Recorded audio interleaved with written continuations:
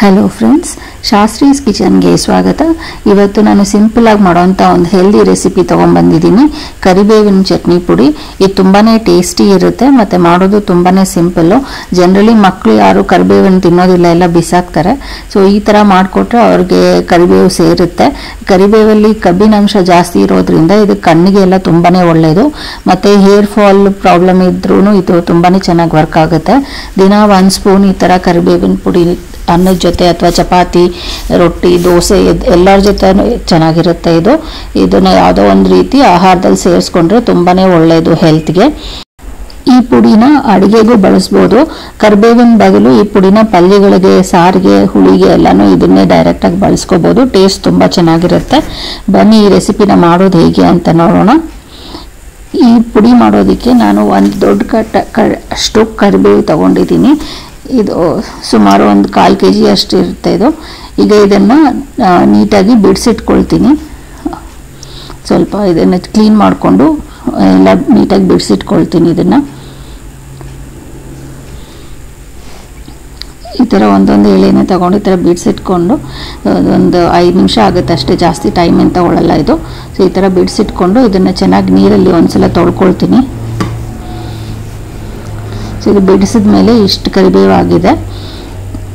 ಈಗ ಇದನ್ನು ನೀರಲ್ಲಿ ಒಂದ್ಸಲ ಚೆನ್ನಾಗಿ ತೊಳೆದಿಟ್ಕೊಳ್ತೀನಿ, ಮಣ್ಣು ಆ ಥರ ಏನೂ ಇಲ್ದಿರ. ಸೊ ತೊಳೆದ್ಮೇಲೆ ನೀರೆಲ್ಲ ಬಸೆ ಹಾಕ್ಕೊಂಬಿಟ್ಟು ಸ್ವಲ್ಪ ಇದನ್ನು ಒಣಗಿಸ್ಕೋಬೇಕು. ನೀರಿನ ಅಂಶ ಇರಬಾರ್ದು ಈ ಪುಡಿ ಮಾಡುವಾಗ. ಇದನ್ನು ನೀವು ಪ್ರೀವಿಯಸ್ ಡೇನೇ ಮುಂಚೆನೇ ಮಾಡಿಟ್ಕೊಂಡ್ಬಿಟ್ರೆ ಇನ್ನೂ ಒಳ್ಳೆಯದು. ಇಲ್ಲಾಂದರೆ ಈ ಥರ ಚೆನ್ನಾಗಿ ಒಂದು ಕಾಟನ್ ಬಟ್ಟೆ ಮೇಲೆ ಸ್ಪ್ರೆಡ್ ಮಾಡಿಕೊಂಡು ನೀರಿನ ಅಂಶ ಎಲ್ಲ ಹೋಗೋ ತನಕ ಇದನ್ನು ಆರಿಸ್ಕೋಬೇಕು. ಫ್ಯಾನ್ ಕೆಳಗಡೆ ಇಟ್ರೂ ಆಗುತ್ತೆ ಇದು. ಸೊ ಇದನ್ನು ಒಂದು 10 ನಿಮಿಷ ಈ ಥರ ಬಿಟ್ಬಿಟ್ಟು ನೀರಿನ ಅಂಶ ಎಲ್ಲ ಹೋಗೋ ಥರ ನೋಡ್ಕೊಳ್ಳೋಣ. ಒಂದು ಸ್ವಲ್ಪನೂ ಒದ್ದೆ ಇರಬಾರ್ದು. ಈ ಥರ ಆಗಿದೆ ಒಣಗಿದ ಮೇಲೆ. ಇಷ್ಟು ಕರಿಬೇವು ತಗೊಂಡಿದ್ದೀನಿ ನಾನು.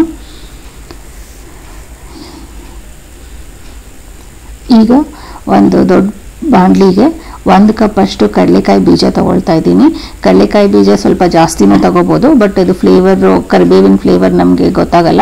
ಅದಕ್ಕೋಸ್ಕರ ಕಡಲೆಕಾಯಿ ಬೀಜ ಸ್ವಲ್ಪ ಕಡಿಮೆನೇ ತಗೊಂಡಿದ್ದೀನಿ, 1 ಕಪ್ ಅಷ್ಟು. ಈಗ ಇದನ್ನು ಸಣ್ಣ ಹುರಿಲಿ ನಿಧಾನಕ್ಕೆ ಹುರ್ಕೋಬೇಕು, ಕ್ರಿಸ್ಪಿಯಾಗಿ ಆಗೋ ತನಕ ಕಡಲೆಕಾಯಿ ಬೀಜ. ಈಗ ಇದನ್ನು ನಿಧಾನಕ್ಕೆ ಈ ಥರ ಹುರ್ಕೋಬೇಕು. ಈಗ ಹುರಿದಾದ್ಮೇಲೆ ಇದನ್ನು ಬೇರೆ ಒಂದು ಪ್ಲೇಟ್ಗೆ ತೊಗೊಂಡ್ಬಿಡ್ತೀನಿ. ಇಷ್ಟು ಹುರಿದ್ರೆ ಸಾಕು. ಈಗ ಇದನ್ನು ಬೇರೆ ಒಂದು ಪ್ಲೇಟ್ಗೆ ತೊಗೊಂಡ್ಬಿಡ್ತೀನಿ. ಈಗ ಇದೇ ಬಾಣಲಿಗೆ 1 ಸ್ಪೂನಷ್ಟು ಎಣ್ಣೆ ಹಾಕ್ತಾಯಿದ್ದೀನಿ. ಎಣ್ಣೆ ಸ್ವಲ್ಪ ಬಿಸಿ ಆಗಲಿ.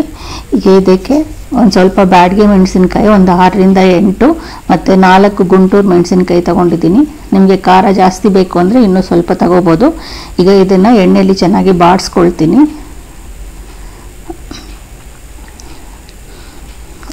ಈ ಮೆಣಸಿನ್ಕಾಯಿ ಚೆನ್ನಾಗಿ ಹುರ್ಕೋಬೇಕು. ಸ್ವಲ್ಪ ಕ್ರಿಸ್ಪಿಯಾಗಿ ಆಗೋ ತನಕ ಮೆಣಸಿನ್ಕಾಯಿನೂ ಚೆನ್ನಾಗಿ ಹುರ್ಕೋಬೇಕು. ಇಷ್ಟು ಹುರಿದಾದ್ರೆ ಸಾಕು. ಈಗ ಇದನ್ನು ಬೇರೆ ಒಂದು ಪ್ಲೇಟ್ಗೆ ತೊಗೊಂಡ್ಬಿಡ್ತೀನಿ.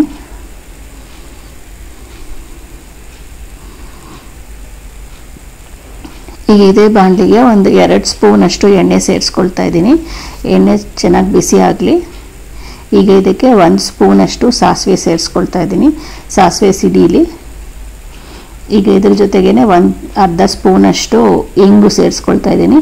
ಒಂದು ಚಿಕ್ಕ ನಿಂಬೆಹಣ್ಣಿನಷ್ಟು ಹುಣಸೆ ಹಣ್ಣು ಮತ್ತು ಕ್ಲೀನ್ ಮಾಡಿಟ್ಕೊಂಡಿರೋ ಕರಿಬೇವಿನ ಸೊಪ್ಪು ಸೇರಿಸ್ಕೊಂಡು ಇದನ್ನು ಚೆನ್ನಾಗಿ ಹುರ್ಕೋಬೇಕು. ಈ ಕರಿಬೇವು ಸ್ವಲ್ಪ ಗರಿ ಆಗೋ ತನಕ ಇದನ್ನು ಚೆನ್ನಾಗಿ ಹುರ್ಕೋಬೇಕು. ನೀರಿನ ಅಂಶ ಏನಾದರೂ ಸ್ವಲ್ಪ ಇದ್ರೂ ಅದು ಹೋಗಬೇಕು ಈ ಹುರ್ಕೊಳ್ಳೋದ್ರಲ್ಲಿ. ಸೊ ಇದನ್ನು ಚೆನ್ನಾಗಿ ಹುರ್ಕೊಳ್ಳೋಣ. ನಿಧಾನಕ್ಕೆ ಒಂದು 5 ನಿಮಿಷ ಇದನ್ನು ಹುರ್ಕೊಂಡ್ರೆ ನೀಟಾಗಿ ಗರಿ ಅಂತ ಆಗುತ್ತೆ. ಸೊ ಈ ಥರ ಆಗಿದೆ ಕರಿಬೇವು. ಈಗ ಸ್ಟವ್ ಆಫ್ ಮಾಡಿಬಿಟ್ಟು ಇದನ್ನು ತಣ್ಣಗಾಗೋದಕ್ಕೆ ಬಿಡೋಣ.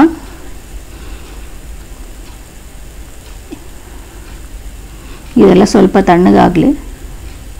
ಈಗ ಕಡಲೆಕಾಯಿ ಬೀಜ ಮತ್ತು ಮೆಣಸಿನ್ಕಾಯಿ, ಕರಿಬೇವು ಎಲ್ಲನೂ ಮಿಕ್ಸಿಗೆ ಹಾಕ್ಕೋಬೇಕು. ಮೊದಲಿಗೆ ಕಡಲೆಕಾಯಿ ಬೀಜ ಮತ್ತು ಮೆಣಸಿನ್ಕಾಯಿನ ಮಿಕ್ಸಿಗೆ ಹಾಕ್ಕೊಳ್ತೀನಿ. ನುಣ್ಣಗೆ ಪುಡಿ ಮಾಡ್ಕೊಳ್ತೀನಿ ಇದನ್ನು ಈ ಥರ. ಈಗ ಇದಕ್ಕೆ ಹುರಿದಿಟ್ಕೊಂಡಿರುವಂಥ ಕರಿಬೇವಿನ ಸೊಪ್ಪು ಸೇರಿಸ್ಕೊಳ್ತಾ ಇದ್ದೀನಿ. ಈಗ ಇದ್ರ ಜೊತೆಗೆ ಸ್ವಲ್ಪ ಉಪ್ಪು ಮತ್ತು 1 ಸ್ಪೂನ್ ಅಷ್ಟು ಬೆಲ್ಲದ ಪುಡಿ ಸೇರಿಸ್ಕೊಳ್ತಾ ಇದ್ದೀನಿ. ಈಗ ಇದನ್ನು ನಾನು ತರಿಯಾಗಿ ಪುಡಿ ಮಾಡ್ಕೊಳ್ತೀನಿ. ನಿಮ್ಗೆ ಬೇಕು ಅಂದರೆ ಇದನ್ನು ಫೈನ್ ಪೌಡರ್ ಆಗೂ ಮಾಡ್ಕೋಬೋದು.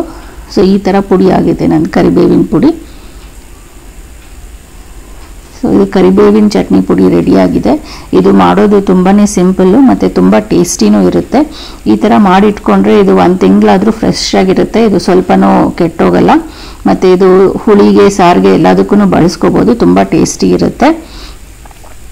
ನೀವು ಈ ಥರ ಒಂದ್ಸಲ ಟ್ರೈ ಮಾಡಿ ಈ ರೆಸಿಪಿ ಹೇಗೆ ಅನಿಸ್ತು ಅಂತ ನನಗೆ ಸಜೆಷನ್ಸ್ ಆ್ಯಂಡ್ ಕಮೆಂಟ್ಸಲ್ಲಿ ಬರೀರಿ. Thank you for watching. Please subscribe to the channel. Thank you.